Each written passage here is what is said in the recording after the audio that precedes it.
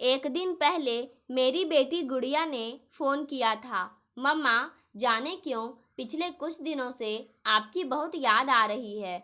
गौरव की 2 दिन की छुट्टी है, हम लोग आपसे मिलने आ रहे हैं। मैंने ठीक है कहकर फ़ोन रख दिया और रात को ही दही बड़े और आलू की कचौड़ियों की तैयारी करके रख दी थी।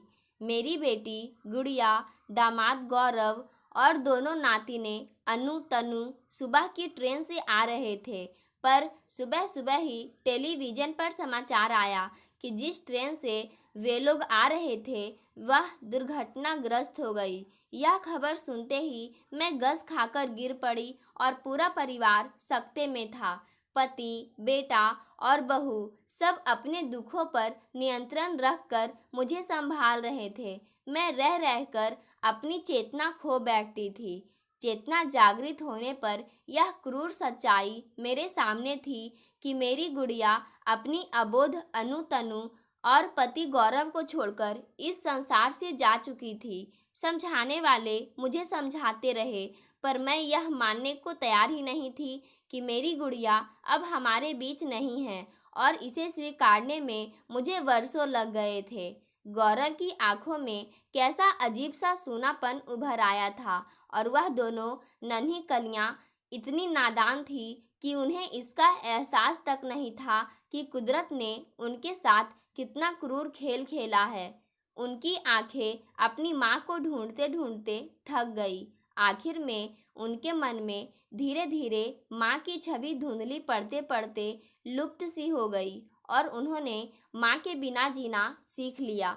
दादी व बुआ के भरपूर लाड प्यार के बावजूद मुझे अनु तनु अनाथ ही नजर आती। कभी दोपहर में बालकनी में खड़ी हो जाती तो देखती नन्हे मुन्ने बच्चे रंग बिरंगी यूनिफॉर्म में सजे अपनी अपनी मम्मी की उंगली पकड़कर उछलते कूदते स्कूल जा रहे हैं। उन्हें देखकर मेरे सीने में हुक सी उठती कि हाय, मेरी अनु तनु अब किसकी उंगली पकड़कर स्कूल जाएंगी, किससे मचलेंगी, किससे जिद करेंगी कि मम्मी हमें टॉफ़ी दिला दो, हमें चिप्स दिला दो। और यही सब सोचते सोचते मेरा मन भर उठता था। सोचते सोचते ऐसे ही कुछ दिन बीत गए। फिर उड़ती उड़ती सी यह खबर मेरे कानों में पड़ी है कि गौरव की माँ अपने बेटे के पुनर्विवाह की सोच रही है, जिसे सुनकर मुझे लगा किसी ने गरम शीशा मेरे कानों में डाल दिया है। कई लड़की वाले अपनी अधेड़ बेटियों के लिए गौरव को विधुर और 2 बेटियों का बाप जानकर सहज पर्याप्य समझने लगे थे। गौरव की दूसरी शादी का मतलब था मासूम कलियों को विमाता के जुल्म व अत्याचार की आग में झोंकना। इस सोच ने मेरी बेचैनी को अपनी चरम सीमा पर पहुंचा दिया था। अब गौरव के पुनर्विवाह को रोकना मेरे लिए पहला और सबसे अहम मकसद बन गया। अगले ही दिन मैंने अपनी चचेरी बहन, जो गौरव के घर से कुछ ही दूरी पर रहती थी, उसको सख्त हिदायत दे डाली कि किसी भी कीमत पर गौरव की दूसरी शादी नहीं होनी चाहिए। कोई भी लड़की वाला गौरव या उसके घर परिवार के बारे में जानकारी हासिल करना चाहे तो उनकी कमियां बताने में कोई कोर कसर ना छोड़ना। गौरव के साथ अपनी बेटी की शादी की इच्छा लेकर जो भी माता पिता मेरे पास उनके घर परिवार की जानकारी लेने आते, मैं उनके सामने उस परिवार के बुरे स्वभाव का कुछ ऐसा चित्र खींचती कि वह दोबारा वहां जाने का नाम नहीं लेते थे। और अपनी इस सफलता पर मैं अपार संतुष्टि का अनुभव करती थी। मेरे बहुत अनुरोध पर उस दिन गौरव अनु तनु को मुझसे मिलाने ले आया। इस बार वह काफ़ी खींचा हुआ सा लग रहा था। बात बात में अनु तनु को झिड़क बैठता। पता नहीं मेरे कुछ चक्रों से या किसी और वजह से उसका विवाह नहीं हो पा रहा था और वह एकाकी जीवन जीने को विवश था। मेरी समधिन बार बार फ़ोन पर मुझसे अनुरोध करती, कहती, बहन जी, कोई अच्छी लड़की हो तो बताइएगा। मैं चाहती हूँ कि मेरी आंखों के सामने गौरव का घर फिर से बस जाए। कल को बेटी सुधा भी ब्याह कर अपने घर चली जाएंगी तो इन बच्चियों को संभालने वाला कौन रहेगा? कोई तो चाहिए ना। समधन की बात सुनकर प्रकट में तो मैं कुछ नहीं कहती, पर मेरी गुड़िया के बच्चों को सौतेली माँ मिले यह मेरे दिल को मंजूर नहीं था। आखिर तिनका तिनका जोड़कर बसाए अपनी बेटी के घोंसले को मैं किसी और का होता हुआ कैसे देख सकती थी। मेरी लाख कोशिशों के बावजूद उन्हें यह पता लग गया कि गौरव का घर बसाने के मामले में जड़ काटने का काम मैं खुद कर रही हूँ। तो उन्हें सतर्क होना ही था और उनके सतर्क होने का नतीजा यह निकला कि गौरव ने अपनी सहकर्मी से विवाह कर लिया। इन मनहूस खबर ने तो मुझे तोड़ कर ही रख दिया। हाय, अब मेरी गुड़िया के बच्चों का क्या होगा। अब मैंने लगातार गौरव और उसकी माँ को कोसना शुरू कर दिया। अब दिनों दिन मेरी बेचैनी बढ़ने लगी। जाने कितनी सौतेली माँओं ने क्रूरता भरे किस्से मेरे दिमाग में कौंधते रहते और एक पल भी मुझे चैन ना लेने देते। मन ही मन मैं अनु तनु को सौतेली माँ की झिड़कियाँ खाते पीटते और कई तरह के अत्याचारों को तस्वीर में ढालकर देखती रहती और अपनी बेबसी पर खून के आंसू रोती। उस दिन मैं घर में अकेली ही थी। अचानक दरवाजे की घंटी बजी। मैंने उठकर दरवाज़ा खोला। सामने जो खड़ा था उसे देखकर मेरी तैयोरियां चढ़ गई। मैं तो दरवाज़ा ही बंद कर लेती, पर बगल में मुस्कुराती अनु तनु को देखकर मैं अपने गुस्से को पी गई। गौरव ने नमस्ते किया और उसके साथ जो औरत खड़ी थी उसने भी कुछ सकुचाते हुए हाथ जोड़कर नजरें झुका ली। गौरव ने कुछ अपराधी मुद्रा में कहा, मान जी, मुझे माफ़ कीजिएगा कि आपको बिना बताए मैंने फिर से विवाह कर लिया। मैं तो यहाँ आने में संकोच का अनुभव कर रहा था, पर वंदना की जिद थी कि वह आपसे मिलकर आपका आशीर्वाद जरूर लेंगी। मैंने क्रोध भरी नज़रों से वंदना को देखा, पर उसके होठों पर सरल मुस्कान खेल रही थी। उसने अपने सिर पर गुलाबी साड़ी का पल्लू डाला और मेरे चरण स्पर्श करने को झुकी, पर उसे आशीर्वाद देना तो दूर, मैंने अपने कदमों को पीछे खींच लिया। वंदना ने इस पर कोई प्रतिक्रिया नहीं दिखाई। शायद वह इसके लिए तैयार थी।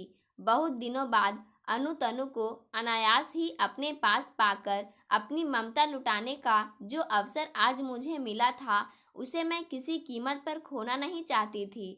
इसलिए मजबूरीवश सबको अंदर आने के लिए कहना पड़ा।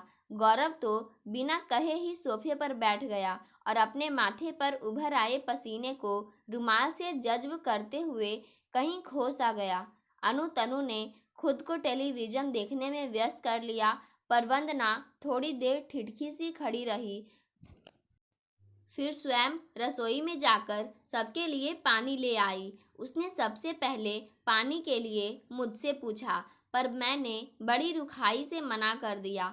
उसने अनु तनु और गौरव को पानी पिलाया और फिर खुद पिया। इसके बाद मेरे रूखे व्यवहार की परवाह ना करते हुए वह मेरे पास ही बैठ गई। पानी पीकर गौरव अचानक उठकर बाहर चला गया। उसके चेहरे से मुझे लगा कि शायद यहाँ आकर उसके मन में मेरी गुड़िया की याद ताज़ा हो गई थी।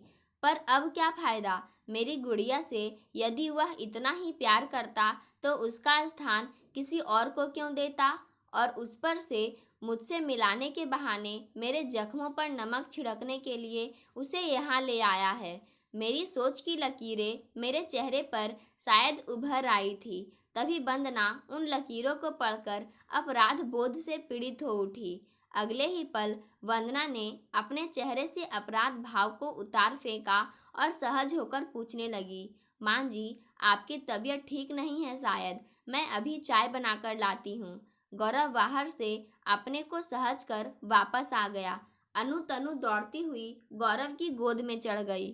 वंदना चाय और रसोई के डब्बों में से ढूंढकर बिस्कुट नमकीन भी ले आई। सबसे पहले उसने चाय मुझे ही दी। ना चाहते हुए भी मुझे चाय लेनी ही पड़ी। तनु अचानक गौरव की गोद से उतरकर वंदना की गोद में बैठ गई। बिस्कुट कुतरती अनु बार बार वंदना से चिपकी जा रही थी और वंदना उसके माथे पर बिखर आई लटों को पीछे करते हुए उसका माथा सहला रही थी। तनु का इस तरह दुलार होता देख अनु भी वंदना की गोद में जगह बनाती हुई चढ़ बैठी और वंदना ने उसे भी अपने अंक में समेट लिया तो अनु तनु दोनों एक साथ खिलखिलाकर हंस पड़ी। पता नहीं उनकी हंसी मेरे रोने का सबब क्यों बन गई। मैं आंखों के कोरों में छलक आए आंसुओं को कतई ना छिपा सकी। तभी वंदना ने दोनों बच्चों को गोद से उतारकर आंखों ही आंखों में गौरव को जाने का इशारा किया कि वह दोनों बच्चों को लेकर बाहर चला गया। वंदना खाली हो गया कप जो अभी भी मेरे हाथों में ही था उसे लेकर सारे बर्तन समेट रसोई में रख आई और मेरे एकदम करीब आकर बैठ गई। फिर मेरे हाथों को अपने कोमल हाथों में लेकर जैसे मुझे आश्वस्त करती हुई बोली, माँ जी, मैं आपका दुख समझ सकती हूँ। आपने अपने कलेजे के टुकड़े को खोया है और मैं यह भी जानती हूँ कि मूल से ब्याज ज़्यादा प्यार होता है। आप बेहद आशंकित है कि कहीं सौतेली माँ आकर आपकी नातिनों पर अत्याचार करना ना शुरू कर दे और उनके पिता को उनसे दूर ना कर दे। मेरा विश्वास कीजिए माँ जी, जब यह बात मुझे पता चली तो मैंने मन में ही यह ठान लिया कि मैं आपसे मिलकर आपकी आशंका जरूर दूर करूंगी। सभी ने तो मुझे रोका था कि आप पता नहीं मुझसे कैसे पेश आएंगी, लेकिन मुझे यह पता था कि आपका वह व्यवहार बच्चों की असुरक्षा की आशंका से ही प्रेरित होगा। मेरे हाथों पर वंदना के कोमल हाथों का हल्का सा दबाव बढ़ा और थोड़ा रुककर उसने फिर कहना शुरू किया, माँ जी, आप अपने दिल से यह डर बिल्कुल निकाल दीजिए कि मैं तनु व अनु के साथ बुरा सलूक करूंगी। आप निश्चिंत होकर रहिए ताकि आपका स्वास्थ्य सुधर सके। वंदना ने धीरे से अपना हाथ छुड़ाकर मेरा कंधा थपथपाया और मेरी आंखों में झांकती हुई बोली, माँ जी, मेरी विनती है कि मुझे भी आप अपनी बेटी जैसी ही समझे। मेरा आपसे वादा है कि आप बच्चों से मिलने को नहीं तरसेंगी। हम उन्हें आपसे मिलाने लाते रहेंगे। वंदना की बात समाप्त भी ना होने पाई थी कि गौरव और बच्चे आ गए। दोनों बच्चे दौड़कर वंदना की टांगों से लिपट गए और मम्मी घर चलो की रट लगाने लगे। वंदना ने उन्हें गोद में बिठाते हुए कहा, चलते हैं बेटे, पहले आप नानी माँ को नमस्ते करो। अनु तनु ने एक साथ अपनी छोटी छोटी हथेलियां जोड़कर तोतली भाषा में मुझे नमस्ते की। मेरे अंदर जमा शिलाखंड पिघलने को आतुर होता सा जान पड़ा। गौरव व वंदना ने चलने की इजाज़त मांगी। उन्हें कुछ पल रुकने को कहकर मैं अंदर गई और अलमारी से अनु तनु को देने के लिए 100 के 2 नोट निकाले तो लिफाफे के नीचे से झांकती नीली कांजीवरम की साड़ी ने मेरा ध्यान आकृष्ट किया। साड़ी देखते ही मेरी आंखें भर आई क्योंकि यह साड़ी मैं अपनी गुड़िया को देने के लिए लाई थी। साड़ी का स्पर्श करते ही मेरे हाथ कांपने लगे, पर ना जाने कैसे मैं वह साड़ी उठा लाई और टीके की थाली भी लगा लाई। टीके के बाद मेरे पैर छूकर वंदना ने तनु को गोद में उठाया और अनु की उंगली पकड़कर ऑटो में बैठने चल दी। ऑटो में बैठने से पहले वंदना ने मुझे पीछे मुड़कर देखा। पता नहीं उसकी आंखों में मैंने क्या देखा कि मेरी आंखें झरझर बरसने लगी। आंसुओं के सैलाब ने आंखों के इतना धुंधला कर दिया कि कुछ भी दिखना संभव ना रहा। जब धुंध छटी तो सामने से जाती वंदना में मुझे अपनी गुड़िया की छवि का कुछ कुछ आभास होने लगा। अब मुझे लगने लगा कि गुड़िया के जाने के बाद मैं जिस डर व आशंका के साथ जी रही थी वह कितना बेमानी था। एक सवाल मन को मथे जा रहा था कि मैं जो करने जा रही थी क्या वह उचित था। आज वंदना से मिलकर ऐसा लगा कि मेरी समधी ने मुझसे छिपाकर गौरव का पुनर्विवाह करके बहुत ही अच्छा काम किया, वरना मैं तो अपनी नातिनों की भलाई सोचकर उनका बुरा करने ही जा रही थी। कभी अपनी हार भी इतनी सुखदायी हो सकती है, यह मैंने आज वंदना से मिलने के बाद जाना। गौरव के चेहरे पर छाई संतुष्टि और अनु तनु के लिए वंदना के हृदय से छलकता ममता का सागर देखकर मैं भाव विभोर थी। मैं यह सोचने पर विवश थी, कितना बड़ा दिल है वंदना का। एक तो उसे विधुर पति मिला और उस पर से 2 अबोध बच्चियों को पालन पोषण की जिम्मेदारी। फिर भी वह मुझे मनाने चली आई। मुझे वंदना अपने से बहुत बड़ी लगने लगी। अब मुझसे और नहीं रहा गया और मैंने गौरव के यहाँ फ़ोन लगाया। रूधे कंठ से सिर्फ इतना ही पूछ पाई, ठीक से पहुँच गई थी बेटी? जी मम्मी जी। वंदना का भी गला भर आया था, मेरे गले और दिल से एक साथ निकला। खुश रहो मेरी गुड़िया। पाठकों, आज की कहानी यहीं समाप्त होती है। धन्यवाद।